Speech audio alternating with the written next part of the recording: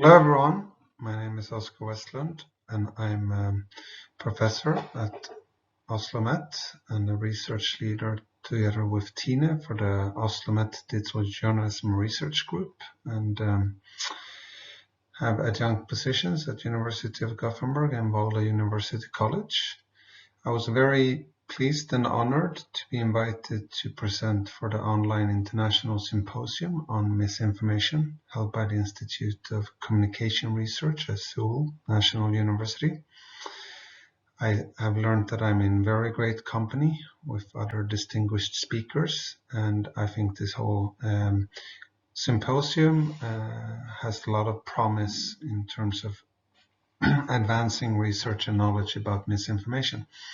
My particular approach for this presentation will be in the capacity of a digital journalism scholar, and I will be relying on some of my research in that area, making a presentation on digital journalisms, focusing on epistemic practices, knowledge, and truthfulness. And I think it's really important that we, in this context of misinformation, take also a zoomed-in look at what journalism is and how it can work towards producing truthful information and some of the key challenges that it's confronted with.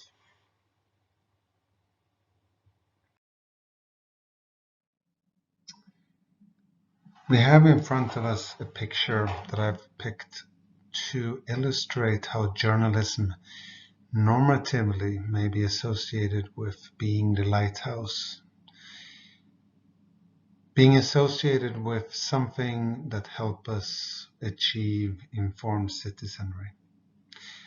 Having a normative idea of journalism playing a key role in producing pure, raw, objective, and truthful accounts of key important events in society, informing citizens, enabling them to make informed choices, participating in democracy and so forth. And on the other hand, at the bottom, on the darker terrains of society, we have these things called misinformation, or what we also label as fake news or disinformation. And I think we need to unpack our ideas associated with these concepts a bit. First of all, I would like to mention a very good study by Egelhofer and Lescheler, in which they conceptualize fake news as containing two key dimensions.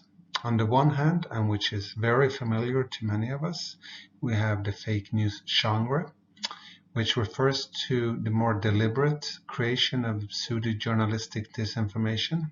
And with disinformation, we have an element of intentional production for political or financial purposes, creating content that is fake to mislead, to manipulate, and so forth. But on the other side, we also have the fake news label, which has to do with a sort of instrumentalization of this fake news term to delegitimize news media, something which we have seen presidents in North America, South America, and elsewhere do on a regular basis, calling out the legacy news media being fake news and so forth. And I think this is, of course, alarming in many ways, and it has produced a lot of problems.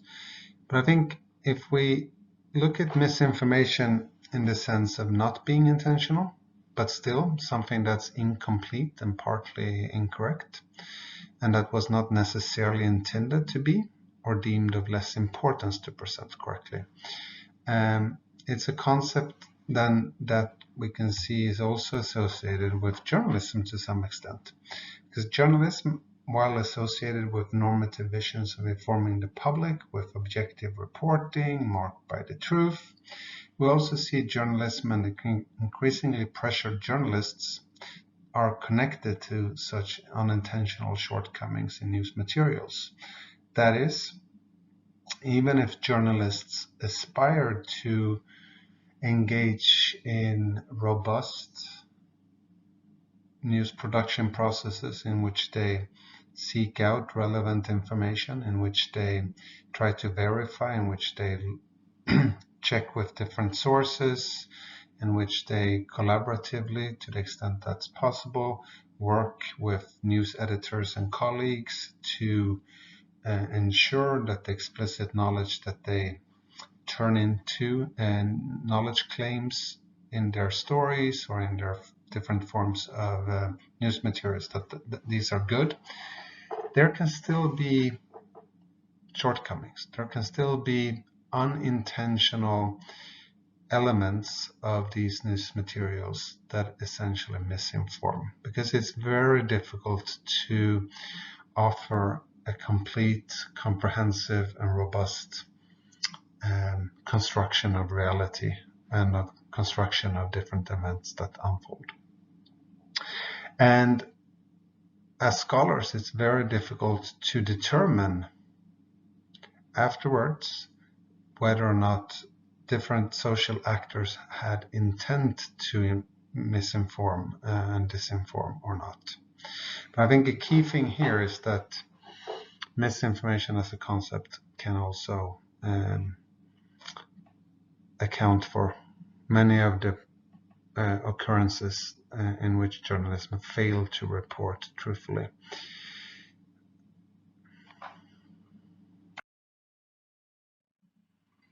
So let's zoom in on the epistemology of data journalism. Essentially, in the context of journalism studies, epistemology has to do with the study of how journalists know what they know and how knowledge claims are articulated and justified, as well as how they are accepted or rejected by different audiences. It also entails different forms of knowledge, where one key thing here is that we have different epistemologies and different forms of knowledge that can be yielded from different types and genres of journalism. So print, radio, and television journalism can achieve some forms of journalism and some forms of knowledge, whereas other types of journalism, such as data journalism, live blogging, live TV, and so forth, can make other forms of knowledge. And in terms of data journalism, this is a long tradition with epistemological roots in social science and quantified analysis of the news, where journalists have turned to data as a source for reporting about certain phenomena, such as we see here with The Guardian reporting on COVID-19, reporting similarly, in my view, to sports charts in terms of how different countries are performing, not performing, record-breaking numbers, comparisons over time, which essentially comes down to the question of them reporting on data being made available by different types of sources, networks of sources, where from which they can make certain claims. So on the one hand, we may see such data as pure and raw. On the other hand, we may problematize data in data journalism, thinking of its biases, its limitations, and inherent simplifications of the different types of analysis that are being made. We need to consider how data journalism, on the one hand, has been seen as enabling new and improved journalistic investigations. And we can, of course, find a number of different examples, and often there are references to big cross-cultural projects such as the Panama Papers, which also have held those in power accountable. But on the other hand, we have access difficulties where authorities are limiting access. This takes place even in Sweden, a country with a lot of principles for giving access to journalists to different types of data and information, but where For instance, they may make it more difficult to get hold of the data by providing it in print or in PDF rather than Excel or other type of data files. We also have problems of expertise with the journalists or the technologists that work with data journalists, and also in terms of integration. We have seen visions for doing big data analysis, but in practice we've seen, such as with the line of work by Rodrigo Samet, that journalists are oftentimes using small data sets with quite simple and descriptive analysis, as seen in his analysis of the New York Times and the Washington Post, let alone how it looked like in smaller news organizations. There is one dimension here which is quite important, which comes down to data journalists doing a one-off analysis and a one-off news article or special showing information about a phenomenon, compared to data journalism and analysis where there are continuous updates using scripts and automation, something that has emerged as a salient feature of data journalism for COVID-19. Importantly, and to finish here, we also see that in data journalism there is an aspiration to present the data with data visualizations, some of which allow for the users by design to engage more actively in a participatory way and look at the data from different types of viewpoints, perspectives, or preferences, and so forth.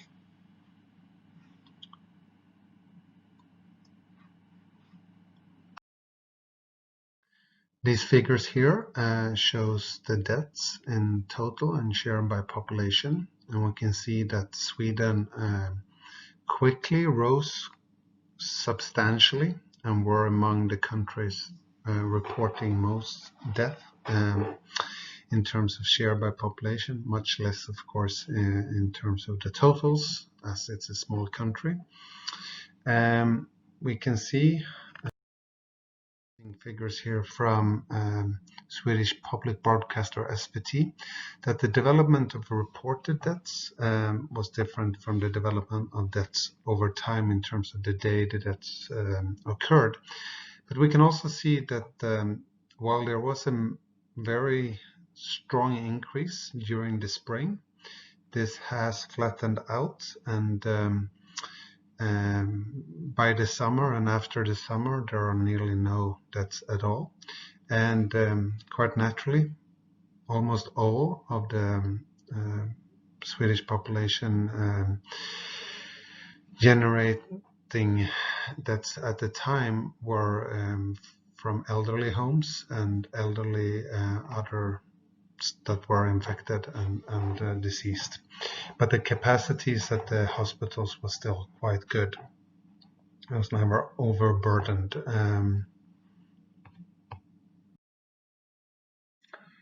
So as a Swede, I could, of course, talk at length about how Swedish authorities and Swedish citizens have approached COVID-19, what has happened from my type of insider account. But that's not what I intend to do here.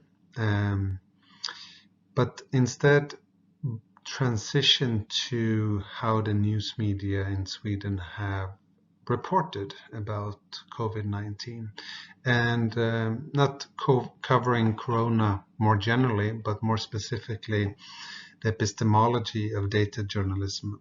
And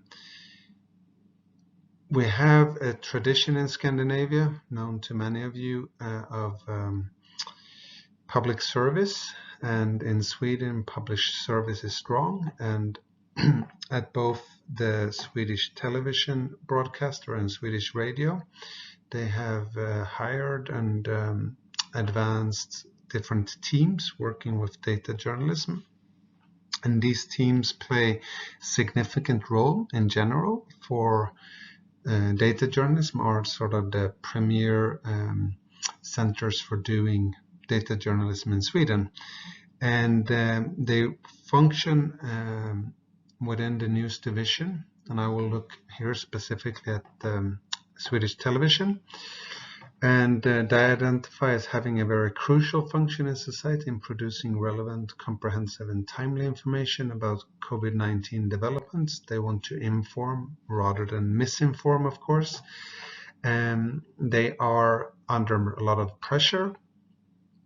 They're pressured by the alt-right movement and populism, questioning public service in general in many countries.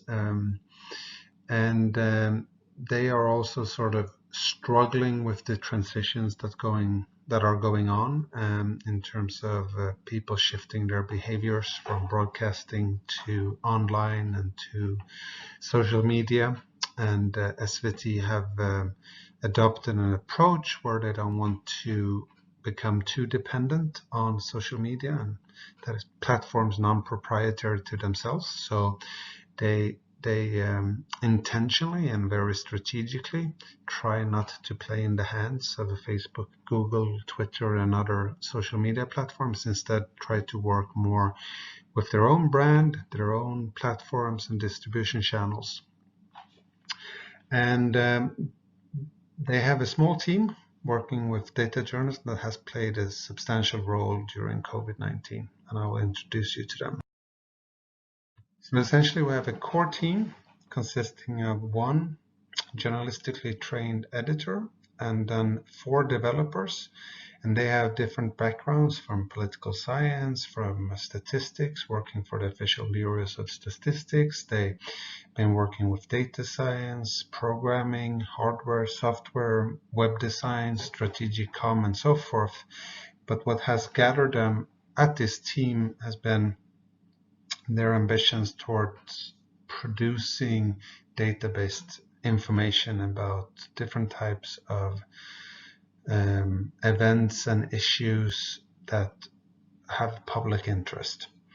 They are rather semi-autonomous, so it's a group with a lot of autonomy, yet they sort under the news division and the IT division, so they need to follow some of their directives and expectations. So for instance, during COVID-19, they were expected to develop data journalism about COVID-19, or now during the American presidential election, they are expected to produce data journalism about the American election, yet they have a lot of autonomy in terms of what they actually do within those boundaries. My colleague Mats Ekström and I were currently doing a study at SVT Sweden, and we find that they value freedom, they value to experiment, they value innovation, they value ideals of public service and to inform. They also value to be transparent about what knowledge they produce and the limitations in the methods and materials that they select and use. They highlight that they are especially specialized in data processing and data visualizations, and that they play a key role for the overall editorial developments. In terms of epistemic efforts, they, rather than on a one-to-one day basis, they work with their projects for several weeks at a time, so they invest a lot of efforts into their epistemic processes. They value the transparency which comes to the ground in terms of all news materials feature method reflections and sort of epistemic or journalistic disclaimers about the shortcomings. We can see that in terms of COVID-19, they've done approximately 10 different projects, 10 different specials or news materials, news articles, and these demand continuous updates more generally. So they have been developing and implementing scripts that instruct for automating updates, which essentially means that they program a technological actant that extract data from authorities and update on a weekly or daily basis the figures that are to be reported. And there are a number of public and diverse stakeholders that interpret the data and share it in different ways. Some of them do so in very constructive ways and can offer feedback loops back to the data journalist team. Other instances, they experience a lot of criticism, and when they're being accused of hiding certain types of data, and they're being accused of alarming certain events and so forth. So they try to do the best they can in terms of producing the information and the data journalism outputs. And then in terms of social media sharing, the buttons will share the whole article, including their transparency and their disclaimers, but they cannot prevent the public or other stakeholders, such as alt-right movements, to share specific elements and sort of reinterpret and spread other types of messages around this data. So here we have one of the main COVID-19 articles called The Spread of the New Coronavirus. And I've included a few arrows here to point to transparency and journalistic disclaimers, because while they have the ambition towards truthful reporting, they balance this with these disclaimers, not to give the impression that the figures and the data and the findings are more robust than they really are and should be interpreted as. So you see on the top that they point to a large number of unreported cases being likely. You see also a link to the method section at the bottom of the article to understand the numbers more correctly. And so they highlight this throughout. See how transparency, sources, knowledge claims, and journalistic disclaimers really come to the forefront in the method section. And I've here highlighted in yellow some of the key sentences in which they problematize this. And this is a recurring pattern and a recurring characteristics. And in our interviews with the data journalist team, they problematize what they can achieve. So whereas they strive towards making robust, reliable analysis, they strive towards informing, they strive towards providing the public with useful information to understand COVID-19, to make good choices, to be informed. They also recognize that the data being used has its weaknesses, especially the inconsistencies in reporting between different countries, also inconsistencies and problems with, for instance, number of infected at hospitals, where reporting from hospitals to authorities and further to SVT has had its sort of problems over time during 2020. But they recognize that several of these types of figures are publicly available elsewhere. So Swedish citizens may go to authorities to find this information. So if it's present elsewhere, they see as their public service role to further refine and present the data in a way that's comprehensible and easily accessible to the public. And they work a lot with presentation and visualization, and they strive towards simplicity.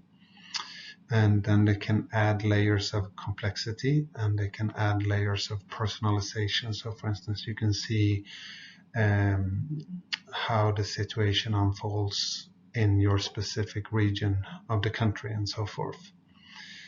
They also have specific text boxes where they outline the different changes and updates they've done to the articles over time. And this has to do with them programming in programming languages and scripts to automate and to change the ways of representation of this data in the purpose of informing in the purpose of acting as a public service provider of data journalism. All in all, we can see some emerging characteristics in terms of how SVT data journalist team have reported amid COVID-19. We see that in terms of knowledge claims and journalistic disclaimers, this reporting is marked by large flows of data about Swedish population and changes over time and using a number of different variables, where they continuously link these to different terms of journalistic disclaimers, especially in the method sections, but they really try to be transparent, not to misinform. We see that they work with continuous updates, and so essentially they have scripts that are instructed to automate these updates, and in an attempt to apply what Seth Lewis and I call the 4 A's, we can see an interplay then between technological actors in terms of databases and scripts and the social actors and audiences. So essentially, SVT data journalist team have programmed a script that communicates daily with official databases administered by public authorities, and then publishes the statistics in their public-facing interfaces, such as news sites and apps, opening for accessing and scrutiny by audiences as well as the social actors and the data journalists. And repeatedly, they have had audiences or themselves seeing that there are problems in their data journalism outputs, and then tracing this back to the script not being able to extract all the numbers from the public authorities as they should, because they have problems with their databases or with their reporting. They're missing figures from some hospitals, there are changes to their scripts, etc. And over time, they have developed a closer relationship and a closer communication and coordination with public authorities, so they can become aware beforehand when they are changing the way they're working with the data set, so they can adapt their scripts and so forth. And also in terms of coordinating information more broadly. But a key feature here in terms of the continuous updates requires them to work with technological actors and having their machines communicate efficiently with each other. In terms of prioritizing their epistemic efforts for data journalists, they try to focus on areas with great public interest, and they essentially they will only do data journalism when they see that they have reliable data sets available. So they have a network of sources, to use the term of Ettemann Glasser, typically coming down to public authorities and publicly available data sets. And so what they can offer is what SVT data journalist team actually can work with. So they're really dependent on the official data set. Sometimes they will use sort of survey or other types of data, sometimes even from commercial companies. And on a few occasions, they will do investigative reporting in terms of data journalists. But these cases are less common compared to them actually approaching and using publicly available data sets. And then they will try to produce information that a large population reasonably can understand. So they use a sort of judgment, and then essentially they can typically start with the more basic information on top of an article. And if they are to make a more advanced statistical analysis or regression analysis or cluster analysis or different types of visualizations that will demand more from the public, they will typically have them further down into the story, as not to scare away the public more in general. And they have seen that there's a lot of interest in this reporting from the public.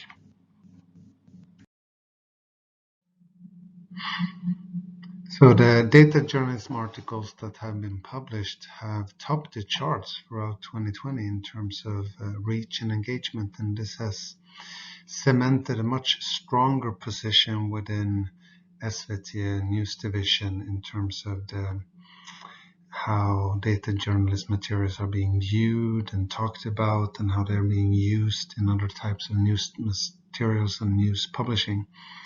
We can see in terms of diffusion and sharing that there are both constructive forms of sharing and different forms of dark participation, to use the concept coined by Torsten Quandt. And what is more, SVT data journalism has been impacting authorities in the way they are conducting their data collections. So essentially, by identifying different types of shortcomings in official data, they have put some pressure on or simply communicated to the authorities, who in turn have